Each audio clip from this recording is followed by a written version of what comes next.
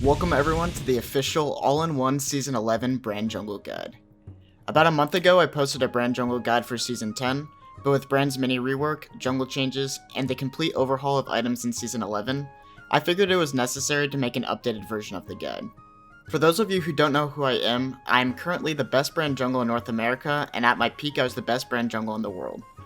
That obviously isn't the most prestigious title to hold since Brand Jungle is not a very popular pick at the moment, but it should at least give you confidence that everything I'm talking about here today is backed up by hundreds of hours of trial and error as well as experience. There's a lot to go over in terms of the new items and jungle changes, so I will preface this video with the information that I will explain the items and jungle changes as they pertain to brands specifically, but I won't be covering every new item or change in Season 11. Basically, after this guide, you should have all the information necessary to be effective on Brand Jungle in the next season. So let's get into it. Before I go into Brand's strengths and weaknesses as a jungler, I want to briefly go over the mini-rework that is now live for Brand. First, the rework on Brand's E allows for a more efficient jungle clear on wolves, raptors, and Krogs, because you no longer need a hidden ability to spread your blaze to nearby targets. Also, the extra range you get on E when you use it on a target who is ablaze not only gives you a massive buff to your team fighting, but it also increases your wave clear potential and gives you access to a new combo that I will show on later in the video. The R change is probably the biggest of the two buffs though, as it helps cover up one of Brand's most glaring weaknesses. In the past, Brand struggled with enemy champions that were able to jump on him, such as Hecarim, Olaf, and pretty much any assassin. Now with his ultimate being able to bounce off of himself, he can not only duel these junglers, but dominate them in a lot of situations he would have lost in. It also gives a lot more options to work with inside of the game and team fighting. With these two changes in mind, let's go into Brand's core strengths and weaknesses. Brand has a lot of key strengths and weaknesses, and in order to make the most of him in a game, it is important to understand what those are. His key strengths are his fast and healthy jungle clear post level 3, strong objective control, reliable ganks post level 6, insane teamfighting ability, and great dueling potential with his ultimate. One other key strength to Brand that I mentioned in my last guide, but it is important to reiterate, is that due to Brand being an unconventional and underplayed jungler, I almost always find myself at an advantage in the games I play with him, due to the fact that most junglers do not get the opportunity to play against Brand Jungle often. Therefore, I almost always have more knowledge on the matchups and win conditions while playing Brand than my opponents do. Some of his key weaknesses are, he struggles versus assassins, albeit less so than before, has no gap closer, is susceptible to invades, especially pre-level 6, has a linear first jungle clear, and he requires some sort of frontline to be played effectively. He also will struggle a bit more in the early game due to the jungle changes that I will go over shortly. It is important to remember that when you break it down, every champion has plenty of strengths and weaknesses, and it is about how well you can play towards your strengths while minimizing your weaknesses. When played effectively, Brand can be one of the highest damage and best teamfighting junglers available in the game. Play the early game as careful as you can, and if you manage to get through the early levels, you can dominate the game. Are you joking?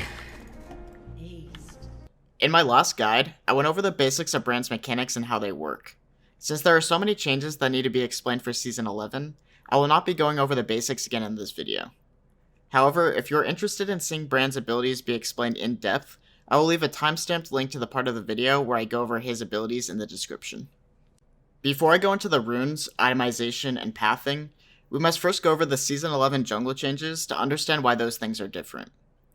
The first major change you will notice is that the Hunter's Machete and Hunter's Talisman have been removed from the game. Replacing them is Ember Knife and Hailblade.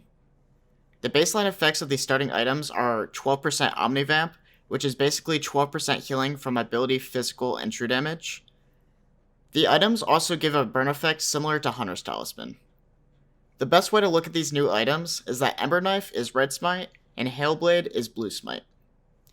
At the start of the game, you pick one, and whichever one you pick is the smite you get later on. After you use your smite 5 times, the item will disappear from your inventory. You will unlock your combat smite and permanently get the effects of the jungle item. What this means, however, is there is no more runic echoes, which plays a big part in your itemization as well as the way Brand deals damage. In addition to the smite changes, there are changes to the jungle camps as well.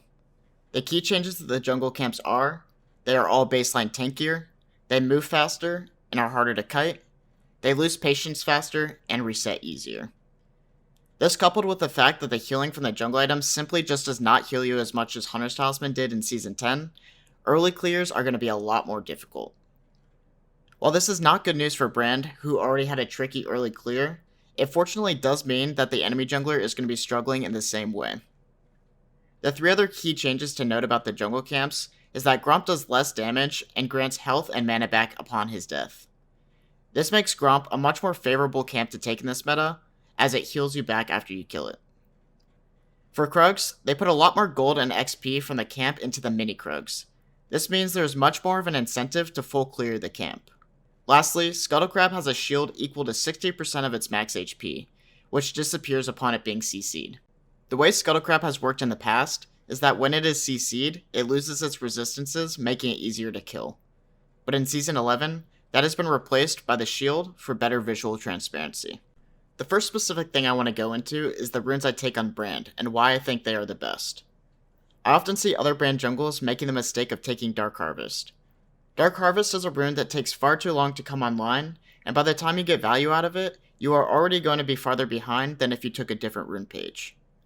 With that being said, Brand recently lost some of his burst damage since you can no longer build runic echoes, and you don't want to be building the new Luden's Tempest item, which I will talk about later when I talk about the new item builds.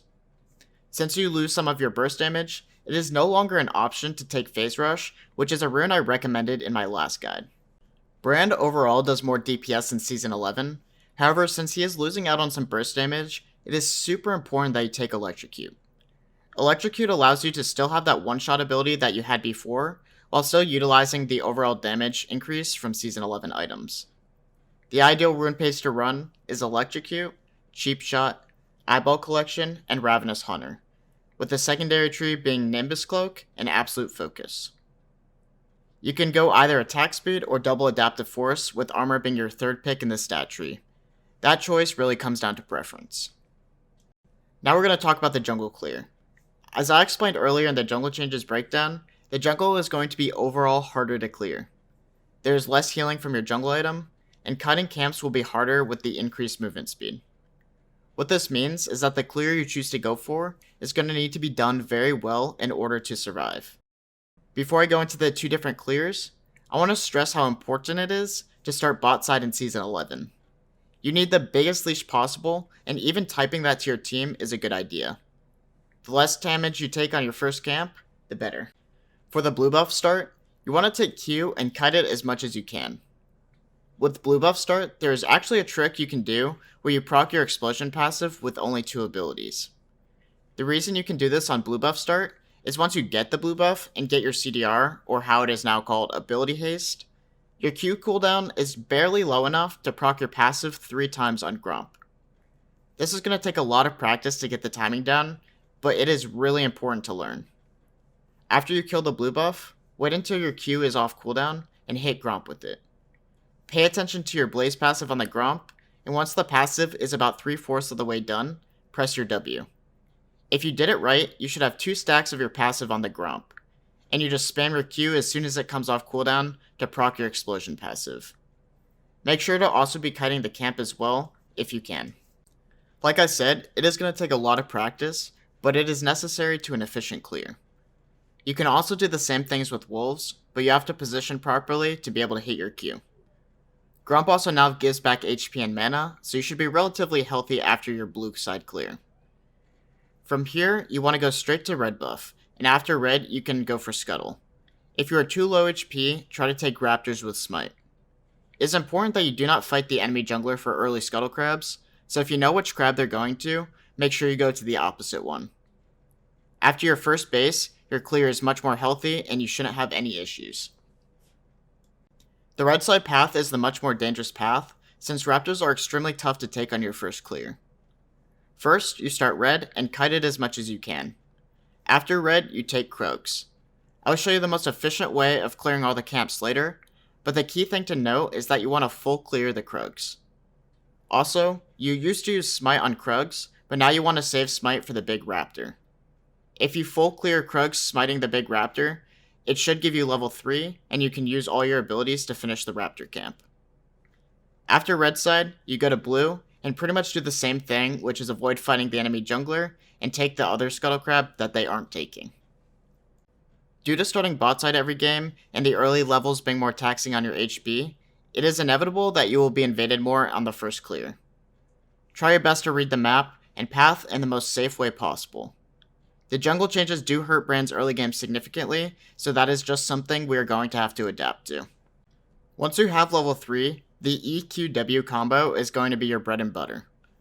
As I explained, the tricky part of the clear is popping your passive on Gromp and Wolves with level 2, so here's what that looks like again.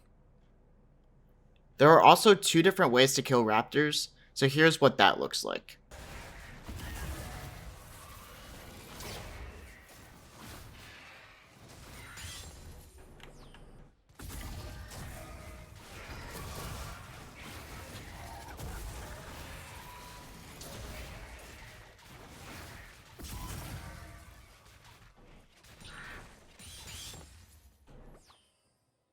Here, I will show you a little trick you can do to push waves effectively.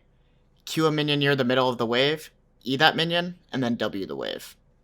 Lastly, here's a new combo to get poke off safely when a champion is near a wave.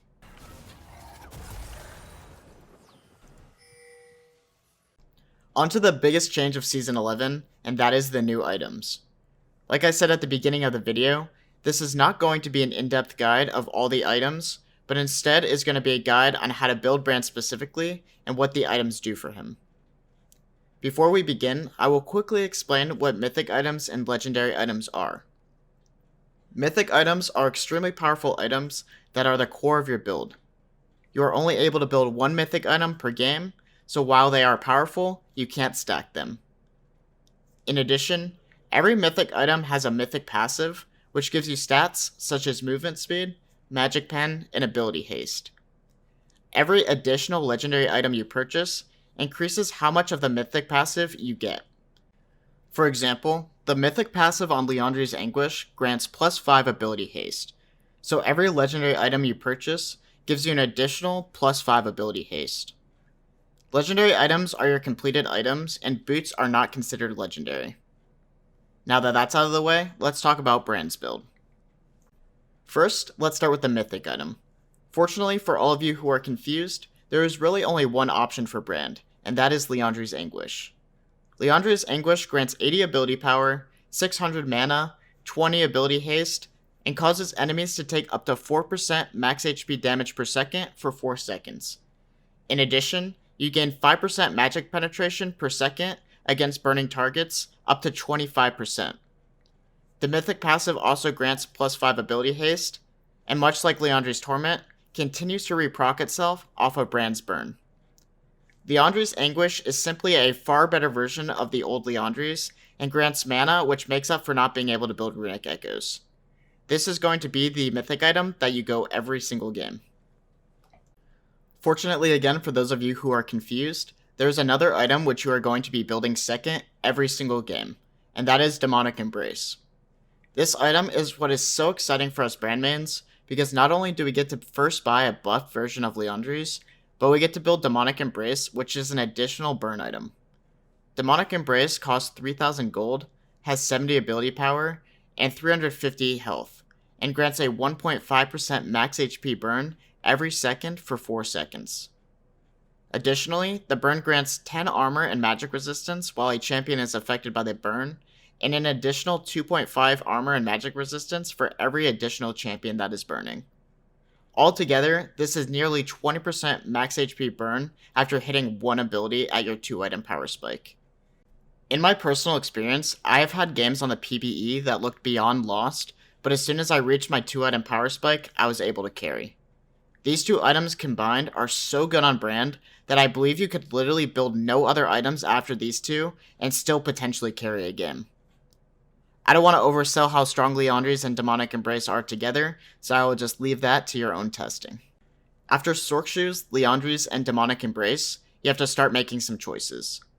Those choices come in the form of a few things. First, something to note is that for 1250 gold, you can buy an item called Blighting Jewel, which is basically a miniature Void Staff, and it grants 25 AP as well as 15% magic pen. This builds into Void Staff obviously, but I find myself just sitting on the Blighting Jewel for a while because of how cheap it is. Something else to mention is that mages now have access to an 800 gold Grievous Wounds item. Oblivion Orb now costs 800 gold, grants 30 AP, as well as 40% healing reduction. This is a massive buff when facing comps with healing, because instead of having to invest 3000 gold for heal cut, you can get it with 800 gold. I buy Oblivion Orb and Blighting Jewel almost every game, and normally I have both of those two items before I even finish the latter half of those items. The other third and fourth item option is Zhonya's Hourglass, which costs only 2500 gold now. While it does have less stats, you're really only getting it for the active specifically, especially since most of your damage comes from your 2-item power spike. After Zhonya's, I always start completing my Void Staff and Morello, since I most likely already have the components. You will have to change your build game by game to figure out which order to buy these 3 items in, but fortunately, it is not too complicated.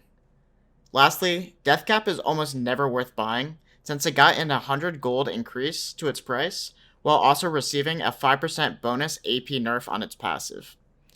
Previously, Deathcap was a rare purchase, and now it is simply just not worth purchasing at all for Brand. If you don't end up building Morello or Zhonya's, Rylai's is also a good 5th item. There are other mage items that were added to the game, but after testing them, none of them really synergized with Brand very well. Your final build will look something like Liandry's Anguish, Sork Shoes, Demonic Embrace, Zhonya's, Void Staff, Morello, and potentially Rylai's. As I stated earlier in the guide, you will have slightly less burst DPS, but since you gain so much damage from your burn, you will likely not mind at all. That is going to conclude the Ultimate Season 11 Brand Jungle Guide. Brand Jungle is slowly becoming a more popular pick, and with the Season 11 item changes, I am convinced he is going to be a terror on the Rift. I hope this guide gave you all the information required to unlock Brand's full potential, as I did play over 100 hours on the PvE to test all these things out. Most of the core fundamentals you will need to play Brand Jungle were covered in this video, but if you have questions, I will try to answer them in the comments. If you are interested in Brand Jungle, which I assume you are since you made it to this point, be sure to subscribe because this will be your one-stop shop for all things Brand Jungle related. This video took a ton of time to make, so please like the video, and until next time, you've been electrified.